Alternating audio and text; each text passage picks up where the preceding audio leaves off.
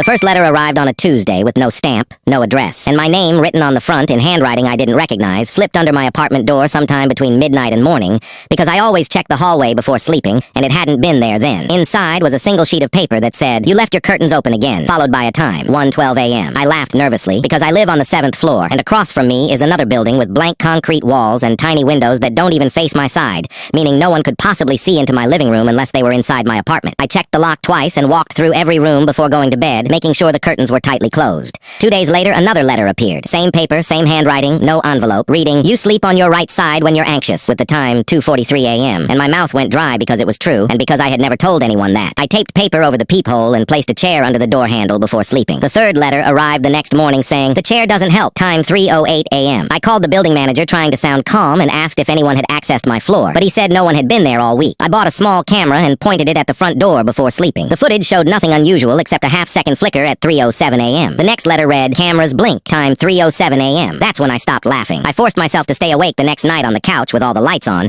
but sometime around 2:50 a.m., my eyes closed for a moment, and when I opened them at 3:22 a.m., a new letter was lying on the table in front of me, even though I hadn't heard the door open. It read, "You shouldn't fight sleep. It makes it harder to watch you." My hands shook as I checked every lock, every window, every corner of the apartment, and found nothing. That's when I noticed something I should have noticed earlier. The handwriting wasn't unfamiliar. It was mine. I pulled out an old notebook and compared the letters, the curves, the slant, the pressure marks, and it matched perfectly. I set the camera to face the living room instead of the door and went to bed with the lights on. The footage from 3:06 a.m. showed me walking into the living room with slow steps, eyes open but unfocused, sitting at the table, calmly writing the letter, placing it on the table, and walking back to bed. I had no memory of doing it. But the worst part was after placing the letter down, I stood there for almost 30 seconds, staring directly into the camera with a faint smile I have never made in my life. The next morning, the letter I had written said, "You're getting closer to figuring it out," time 3:08 a.m. I didn't go to work. I watched the footage again and again, trying to understand how I could move and write like that without remembering. That night, I forced myself to stay awake, and at 3:08 a.m., nothing happened. I felt relief until I checked the footage in the morning and saw that at 3:08 a.m.,